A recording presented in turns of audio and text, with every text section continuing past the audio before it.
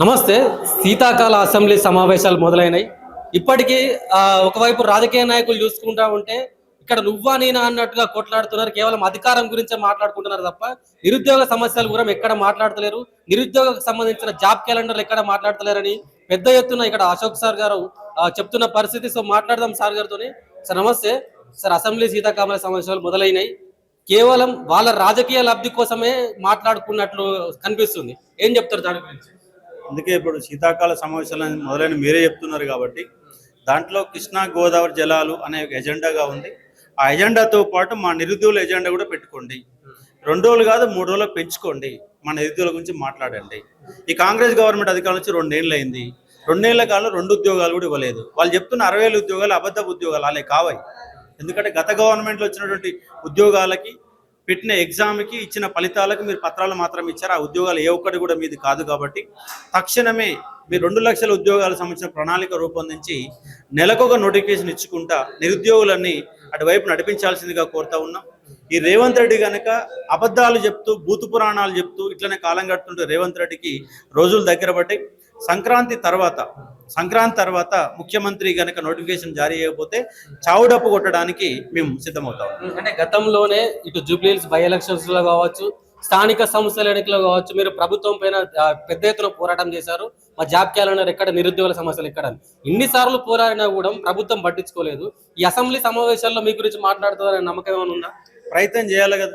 ప్రయత్నం చేయకుండానే మనం కూర్చుంటే కుదరదు. కాబట్టి తెలంగాణ ఉద్యమం కూడా ఎంతో మంది ఎన్నో ప్రయత్నాలు చేస్తేనే న్యాయం జరిగింది. కాబట్టి మా వంతుగా మేము ప్రయత్నం చేయాలి. ఆల్రెడీ ఈసారి 3 సార్లు అంగస్ట్రైక్ చేశాను. 2 సార్లు ఇందిరా పార్క్ పోతే 5,000 మందితో మీటింగులు పెట్టినాం. అయినా ఇది దున్నపోతు గవర్నమెంట్.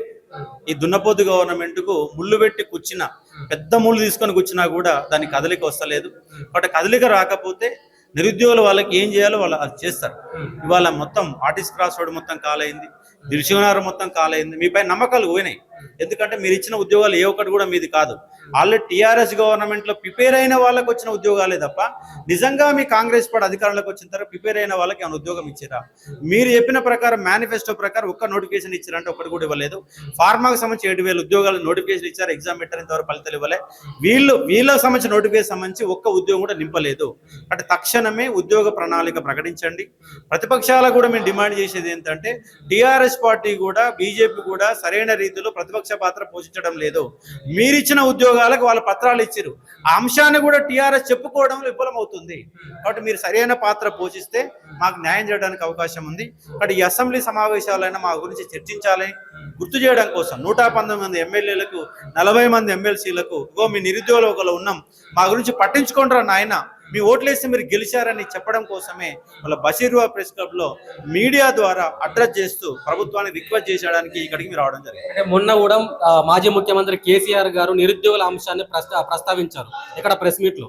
ఇలా అసెంబ్లీకి వచ్చిన కేసీఆర్ గారు కేవలం ఒక రిజిస్టర్ లో సంతకం పెట్టి వెళ్ళిపోయినాడు. మీ నిరుద్యోగుల సమస్యల గురించి కూడా మాట్లాడే అవకాశం కూడా తీసుకోలేదు. ఏం చెప్తారు? అంటే ఇవాళ మొదటి రోజు కాబట్టి మొదటి రోజు ఏమైందంటే చనిపోయిన ఎమ్మెల్యేలకు సంతాప కార్యక్రమాలు పెట్టి ప్రతిసారి ఎప్పుడైనా అసెంబ్లీ అని మొదటి రోజు ఏం జరగవు.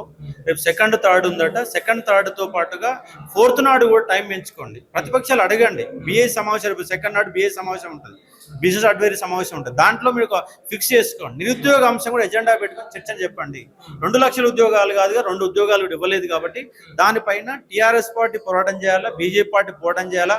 హామీలు ఇచ్చినట్టు కాంగ్రెస్ పార్టీ కూడా సోయి తెచ్చుకొని మాట్లాడి మాకు న్యాయం చేసే విధంగా అసెంబ్లీని ఎజెండాగా మార్చుకోవాలనే ఉద్దేశంతో ఇలా ప్రెస్ మీట్ పెట్టి మేము నిలదీసే ప్రయత్నం చేస్తాం. మొన్న రీసెంట్ గా ముఖ్యమంత్రి రేవంత్ రెడ్డి గారు పోయే ముందు బహిరంగ సభ పెట్టిర్రు. దాదాపుగా చాలా మంది నిరుద్యోగులు ఎదురు చూసిర్రు. అయ్యో మాకు జాబ్ క్యాలెండర్ ప్రకటిస్తాడేమో, మా నిరుద్యోగుల గురించి ఏమైనా మాట్లాడతలేమో అని చెప్పేసి చివరి వరకు ఎంతో ఉత్కంఠంగా ఎదురు చూసిన ముఖ్యమంత్రి రేవంత్ రెడ్డి గారు ఆ ప్రస్తావన తీసుకురాలేదు. దానిపై నిరుద్యోగుల నుంచి పెద్ద ఎత్తున నిరసన వ్యక్తం అయింది. ఏం చెప్తారు దీని గురించి? అదే కదా, ఈ పనికిమాలిన ముఖ్యమంత్రి తీసుకొచ్చి సింహాసనమే కూర్చోబెట్టినాం. కనకవ సింహాసనం అనే శునకంను కూర్చోబెట్టి అన్న మాదిరిగా ఇవాళ రాష్ట్ర ప్రభుత్వం యొక్క పరిపాలన మారింది. ఆయన ఎంతసేపు బూతు పురాణం తిట్టడం కోసం ముఖ్యమంత్రి అయింది తప్ప రాష్ట్రంలో ఏం జరుగుతుంది, ఎంతమంది నిరుద్యోగులు, వాళ్ళ సారక బాధలు ఏంది, కాలేజీలో ఏం నడుస్తుంది, విద్యా వ్యవస్థ ఏం మాట్లాడింది, ఎలాంటి అవగాహన లేకుండా ఇవాళ కనీసంగా 120 మంది గురుకుల విద్యార్థులు చనిపోయింది. వాళ్ళు ఒక్కరుగా అయితే 120 మంది గురుకుల విద్యార్థులు చనిపోయింది. నిరుద్యోగులు 8 మంది చనిపోయారు. ఇవాళ ఆయన చంపడం కోసం వచ్చినట్టుగా ముఖ్యమంత్రి సింహాసనం మీద కూర్చున్నాడు. పైగా విద్యాశాఖ అవగాహన లేనటువంటి ముఖ్యమంత్రి విద్యాశాఖను దగ్గర పెట్టుకొని ఏమీ చేయకుండా తెలంగాణ పబ్లిక్ సర్వీసెస్ ఒక నోటిఫికేషన్ ఇవ్వకుండా, పోలీస్ రిక్రూట్మెంట్ సంబంధించి ఒక నోటిఫికేషన్ ఇవ్వకుండా కాలయాపన 2 ఏళ్లు గడిపేశారు. బట్ ఇక్కడైనా మేము మాకు ఓపిక లేదు, జనవరి తర్వాత కనుక మేము నోటిఫికేషన్ లేకపోతే చావు డప్పు మోగిస్తాం, మీ అంతేందో తెలుసుకుంటాం. అక్కడ అసెంబ్లీలోని ఎమ్మెల్యేలారా మీరు కూడా ఒకసారి ఓటేసి గెలిపించినాం కాబట్టి ఒకసారి ఆలోచన చేయండి, మా గురించి మాట్లాడమని రిక్వెస్ట్ చేస్తాం. Thank you.